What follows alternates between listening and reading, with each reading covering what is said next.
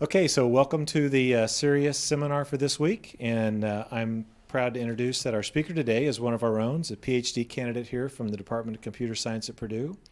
Shiqing Ma is got his undergraduate degree at the School of Software Engineering in Shanghai, and he has focused his research on software system security, software engineering, and machine learning.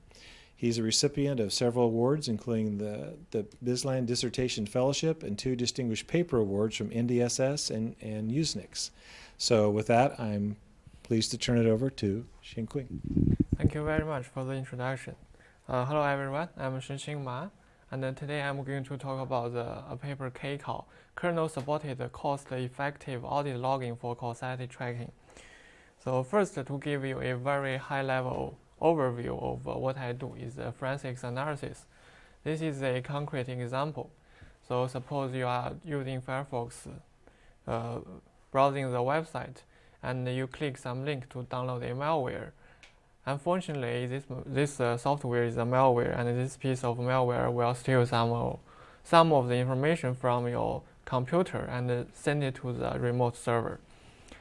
So a traditional forensics analysis does is to have a logging component, which basically logs all the system events, such as the creation of the process and the socket operations, file operations like receive information from a socket and then write to a file. This reflects the download behavior, and then it starts, and then another process is created from a binary file, the task command, the downloaded file, and then there are some of its behaviors, including reading the secret file and send it to the remote attacker. So when we found, some of the information are leaked from the socket 1, we start our investigation. By doing the backward tracing, we know that socket 1 is created by the process 4893, and then this process is created from the binary task command, and it reads some information from the file fd, and the task command is actually downloaded by the process 1224, which is the browser process, and this process reads some information from socket 0. So you can see there is an information flow from socket 0 to task command, which is a download behavior, and another process, the malicious process 4893, basically reads the information from file fd, the secret file, and send it to the remote server by using the socket 1. And this malicious process is created from the binary task command. So this is a very simple example to illustrate how forensics analysis in the system security works. And this is a very simple graph actually generated in only 5 minutes from a real-world system. So as you can see, it's pretty complicated. Welcome to the real world. It's very hard for us to do, but this also gives us the opportunity to do more research. A typical data provenance system contains 2 components. The first one is the data connection part, basically the part which does the logging. It connects system-level events and logs them into disk for future analysis. These events include the file or socket operations, including open, read, write, and close, and also the process creation and termination. The other part is the data processing part, which analyzes the logged data and produce the dependence graph, or you can say the provenance graph or causality graph. They are all the same here. By performing the backward or forward analysis. Backward analysis means we start from a file and we trace backward along the timestamp. So we are actually trying to find the root cause of this attack. And forward analysis basically means it starts from the singleton event will be the start of the investigation, and all the found events will be the consequences, such as if we start from a downloaded malware, the forward tracing will tell you how does the malware works and what files are affected by this malware. The object we mainly study is the Linux audit framework. This is the most popular framework, audit framework on Linux. It has been integrated with many other commercial tools. And this is its kernel component. The audit capability is actually shipped with the mainline kernel. It's part of the source code. And the Linux audit framework has a kernel component and a user space tool. The user space will log all the events, including all the system calls and file operations, including open, close, etc. So this is the most popular data collection system we use. But it has two major problems. The first one is pretty slow, and the second one is it generates very, very large log files. Here are some simple data. For the runtime overhead, so we profiled a few applications using the standard benchmark, and for some programs like Vim, we actually write they have batch mode, so we actually write our own script to test the performance. This is with a Linux audit system and comparing with a native Linux without audit system enabled. As we can see, the runtime overhead for some of the client programs, which basically are heavily user interactions, is still okay. It's less than 10% overhead. But for many programs, especially the server programs, it's very high. Some of them are over 40%. Now, this is the runtime overhead. Another one is the space overhead. We have 10 machines, and this is the data for over 1 month, 30 days, and their log sizes measured in gigabytes. And as we can see, the maximum actually generates more than 1,200 gigabytes in 1 month. On average, the server machines generate more data than the client machines. But as you can see, even the minimum one actually generates 2 gigabytes per day. If you think this is a single machine, if you think of an enterprise which has thousands of machines, the log size is huge, and when you do the investigation, it's almost impossible. And especially for many of the APT attacks, the attacks will last for a few months or even years, so the investigation is pretty heavy.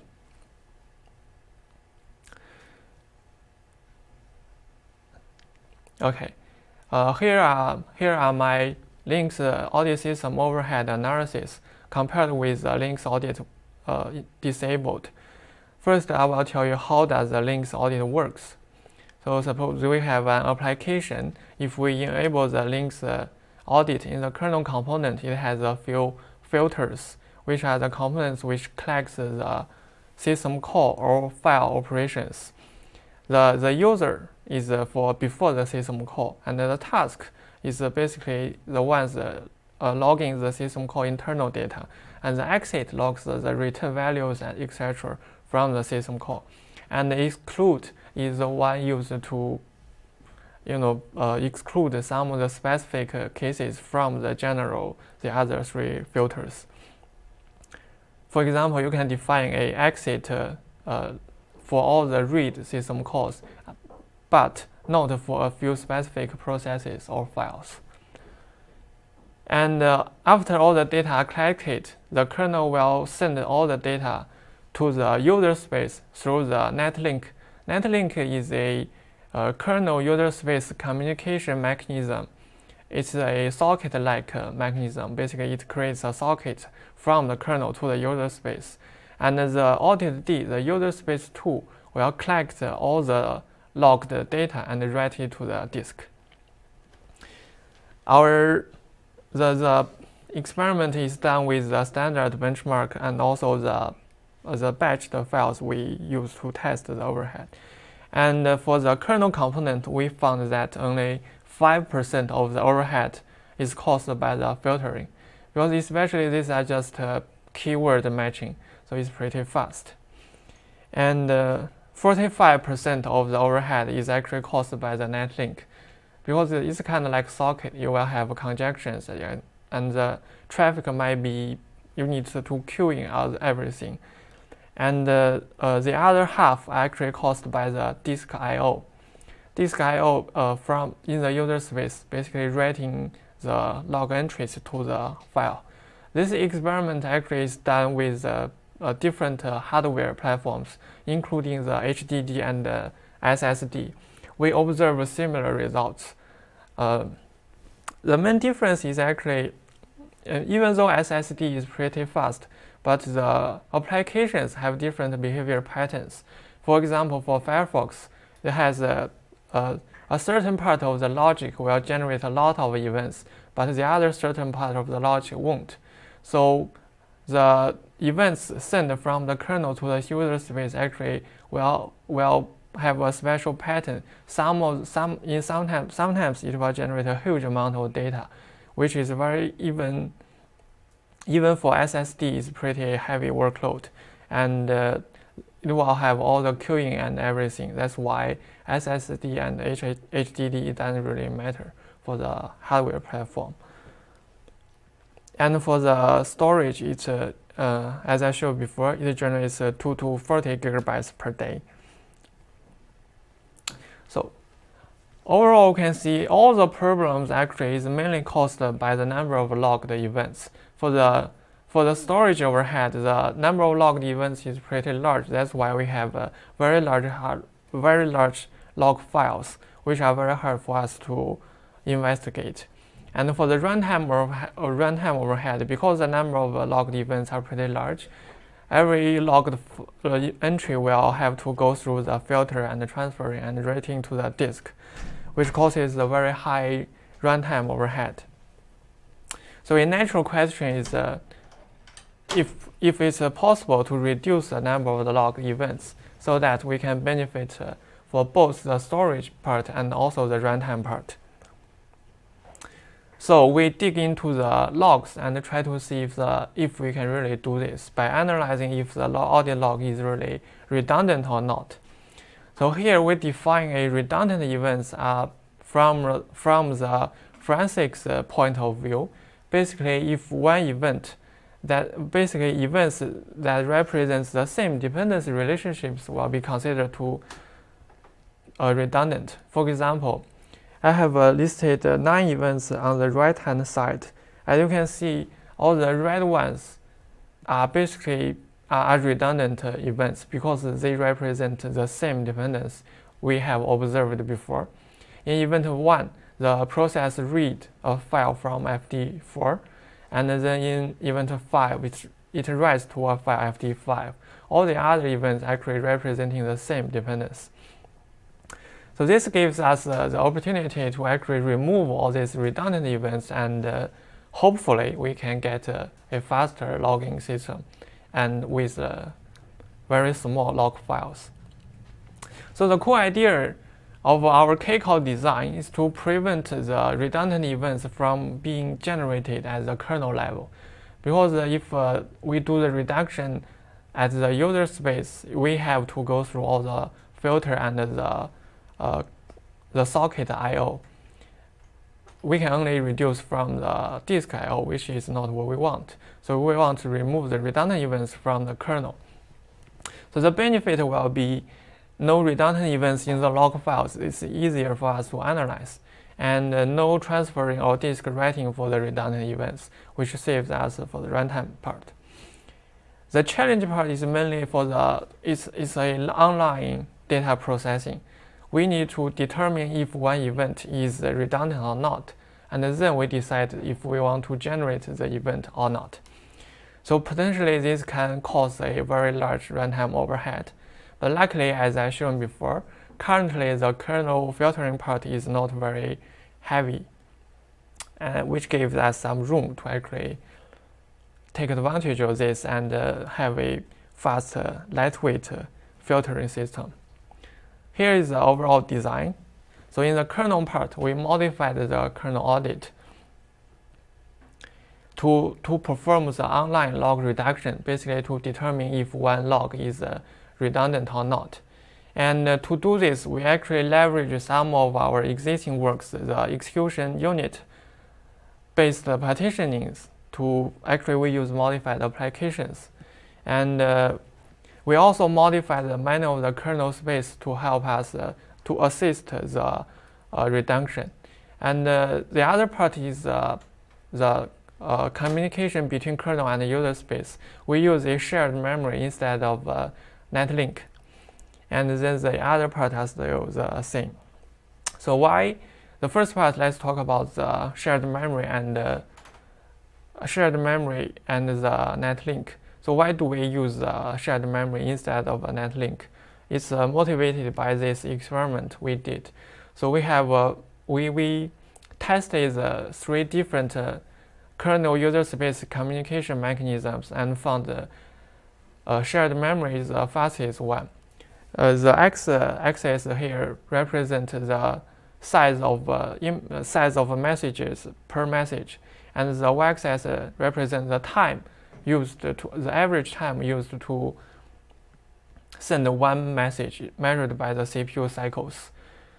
As we can see, netlink takes half of the time compared with shared memory takes half the time compared with netlink. So one natural question you may ask is why the audit framework use the netlink instead of shared memory. This is because the audit framework was developed in the 1990s. Back then, the memory is limited, but for the shared memory, you need to pre-allocate a bunch of memory to hold the data and for the transferring, which is very expensive at that time. But currently, memory is we have more memory and we can take advantage of such mechanisms. And the other 3 parts are all related with the online log reduction part. I will talk about them individually. So the first one about the online reduction is very challenging, because if you want to determine if one event is redundant or not, you need to have an online dependency analysis to see if we have seen this dependency before or not, based on our definition. So the dependency analysis in general is already a very, very hard problem, mainly because many of the existing dependency analysis techniques are not very accurate. And for the whole system level, the dependency is very, very complex. Here we leveraged some of our previous works to solve this problem.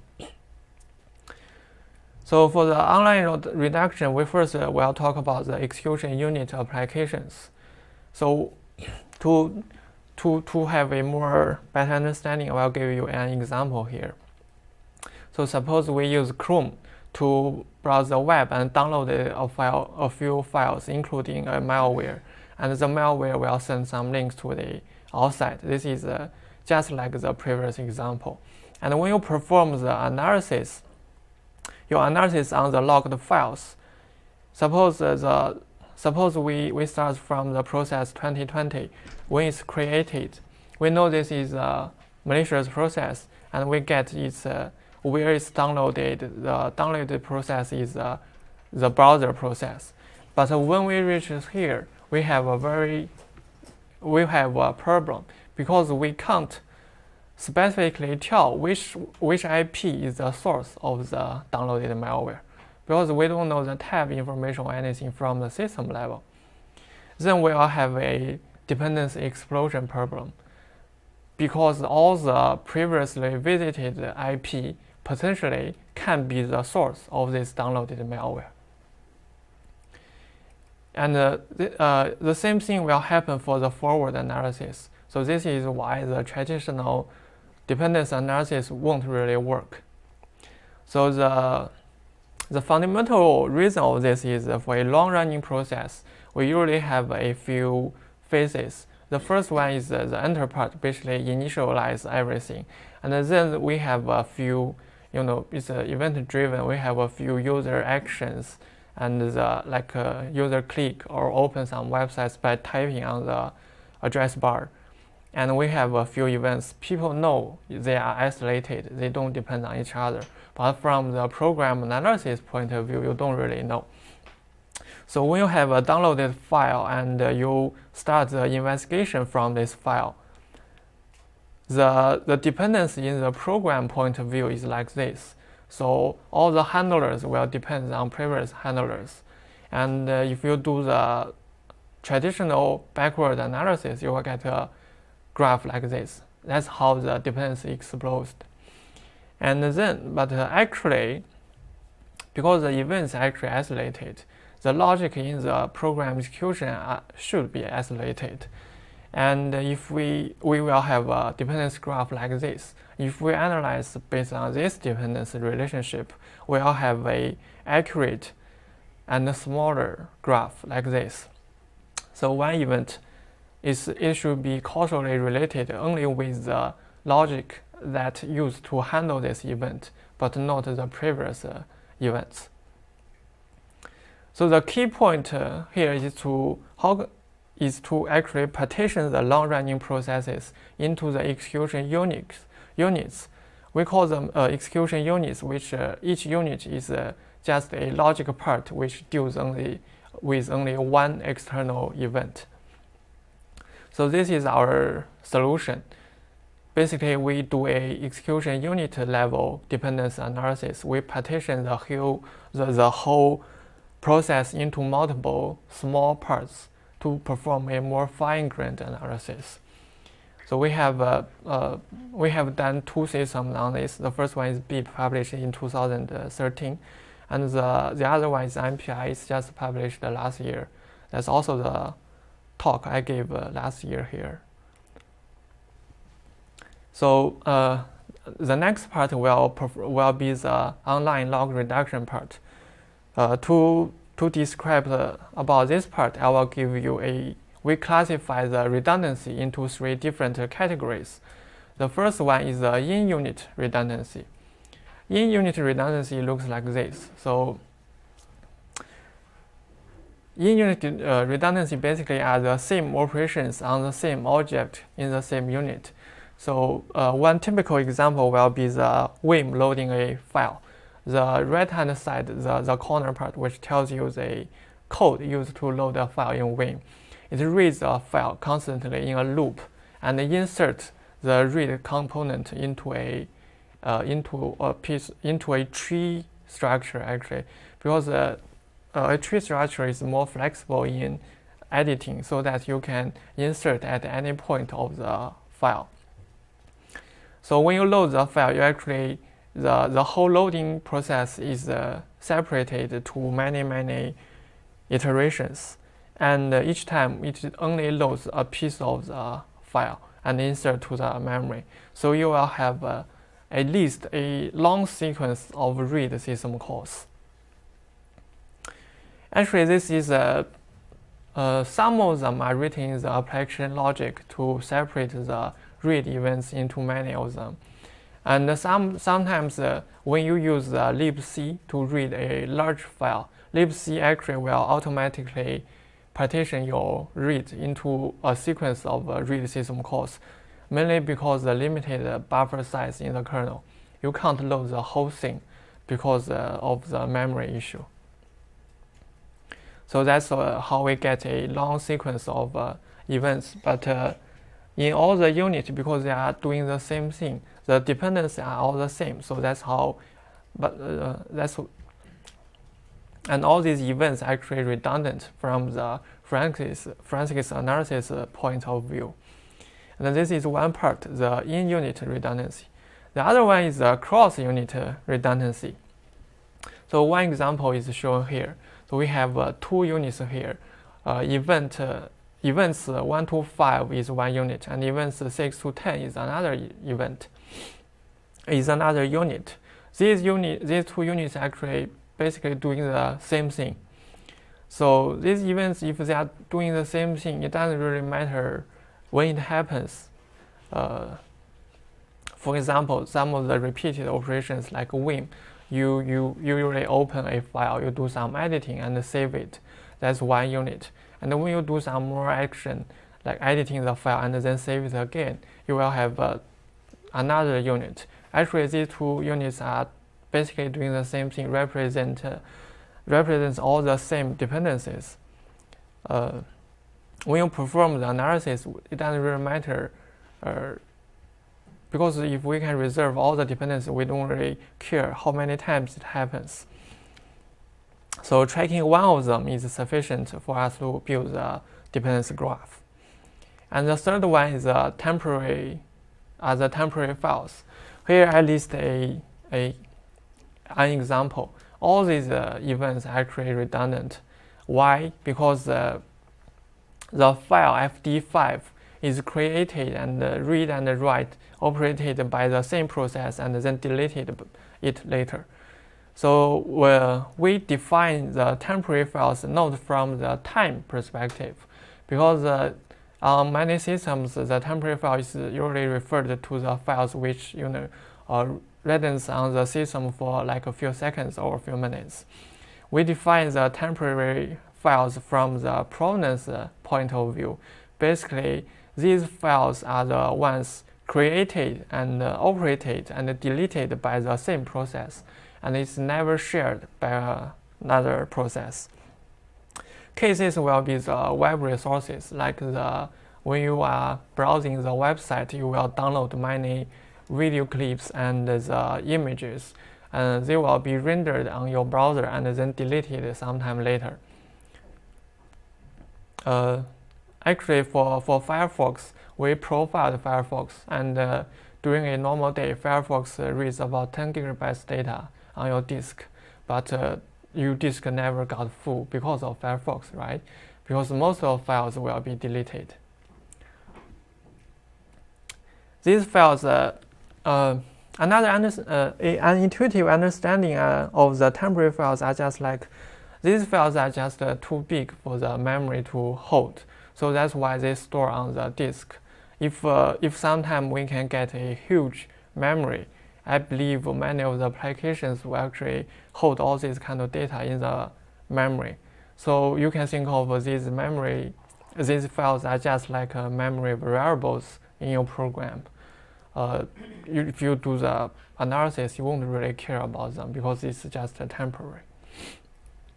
And back to the example, because we observed the file fd5 is created and read and write and eventually deleted by the same process. So during the whole lifetime, its only interaction is with the same process. It's kind of like a built-in component of the process execution instead of an external resource. So the next part, I will talk about how we modify the Linux kernel to help us, to assist us do the log reduction. So for the idea is basically we model these problems as a cache problem. So if if we observe a new relationship, we cache it, and if it's something we have observed before, we don't really care. And for the in-unit redundancy detection, we have a new data structure called the unit dependency cache in the task data structure. And for the process level, we have another one to detect the cross-unit redundancy detection. And for file operations, because we need to remember the status of the file, because until the file is deleted from the disk, we can determine if this is a temporary file or not. So that's why we need some data structure to store the file status. For the in-unit redundancy, we use a read set. Basically, for one unit, we will log all the objects refer to the files we have read before. And for each read, if we have seen this before, we don't do anything. If it's not in the read set, we add it to the read set. And for write, because one write operation depends on all the previous read information, because all the objects in the read set potentially can affect the information we write out from the unit. And by using this read set, we detect all the redundant dependencies. If it's a new dependent, we will put it into the cache. And for the cross-unit dependence, we basically we perform the reduction during the merge. So when one unit try to exit, like event 5 and event 10, we do a detection here to see if we have seen similar patterns before. If we have seen this dependence pattern before, so it's redundant, we remove it. We don't merge to the process level dependency cache. If it's a new one, we will add it to the dependency level cache. And for the temporary files, we basically define a state machine to determine if the file is temporary or not. So when we start, if we observe a normal open system call, it's not a temporary file because this file have been written to the disk before. And if it's a create event, we know this process is creating this file, and the status goes to uncertain during the whole lifetime. If we do editing or closing and open it again, stuff like that, it's still uncertain because it's still read or write by the same process. And if we do some persistent operation or shared operation, like like in Firefox, when you download a file, it will have a dialog which asks you if you want to open this file or save this file to the disk. If you choose the open operation, the file will be downloaded into a temporary file system in the disk, but it will be shared by another process. It will be directly read by another process, and later this file will be deleted. This file is the traditional temporary file, but it's not temporary in our scenario because this file is shared between two processes. And from the uncertain status, if eventually this file is deleted by the same process, we mark it as a temporary file, and all the corresponding events will be deleted. And all these operations are assisted by the data structure we modified in the file. And now let's talk about the evaluation. So this is a case called runtime overhead. Still, we use the same set of applications and the same benchmarks to test the performance. We divide the overhead into two parts. The first one is caused by kcall, our logging system, marked in the orange color, so including the filtering and the logging. The other part is because all these applications has to be instrumented. So the instrumentation overhead the overhead caused by instrumentation is marked in the blue. As you can see, for all the programs, the runtime overhead is still less than 16%. And this is a space overhead. This is because to do a file comparison, we actually applied the algorithm on the logged data previously collected to guarantee we have the same workload. So this is essentially just using the same algorithm on the same workload. And we have similar patterns here, but notice the y-axis, the largest file we get is only 120 gigabytes, less than 100. It's comparing with previously, it's over 1,000 gigabytes. We saved 90% of the overhead. Currently, it's 10% of the original one. And this is a redundancy analysis. We listed 5 machines and the in-unit, cross-unit, and the temporary file, and eventually the events we reserve for forensics analysis. For different machines, because of the different applications, the percentage for different category actually different.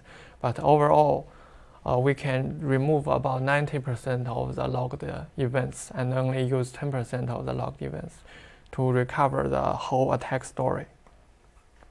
So I have more evaluations in the paper, including all the internal data and everything. If you are interested, please read the paper. And finally, there are some discussions here. First one, KCAL is a forensics analysis tool. We modified it's based on Link's audit framework, but it's no longer a audit tool anymore. It's only used for forensics because we have lost many information. And the KCAL requires instrumented applications to support the execution unit-based log reduction. Currently, we have only one log reduction and the redundancy detection algorithm. If we can also leverage others if it's possible, but this is one of our limitation for now. And the third one is KCAL actually modifies the Link's kernel source code. We try to see how feasible we can port it, how easily we can port it. We port from our original development was on kernel 3.19, and we ported it to 3.2, and we observed we only need to modify 8 lines code. This is because of the data structure is modified. So in order to fetch some of the data structure fields, we need to modify the pointers and stuff. So as a summary, we developed KCAL, the Kernel-Supported cost-effective audit logging for causality tracking. It's based on the Link's audit framework, used only for forensics analysis. It features low runtime overhead and space overhead. The main idea of our KCAL design is to reduce the redundant events before even generating them at the kernel level. So we can reduce the overhead caused by filtering, transferring, writing, storing all the redundant events. And thank you. I have 10 minutes, I think. Any questions? So where are you planning on actually running the forensics process? So the idea would be you run this during runtime, or would you run this after like an infection has occurred to see what it's doing? So forensics analysis is usually performed after the attack is detected. So you basically have a online component, you have the logging part running, and you store all the logs. Sometimes you will save all the log into a remote server, into a centralized server. And when the attack is detected, sometimes the file is leaked to the outside world, or sometimes you observe malware and you start the investigation. So would you be running this on servers or clients? Because I know a lot of clients now are running a newer Linux kernel on 3.2. So actually, our experiments are done both on the servers and the clients. I think Link's audit supports Links from 2.4. Yeah, it's a development. It's developed by Red Hat and IBM in the late 1990s. It has a long-time support and is well maintained by the community.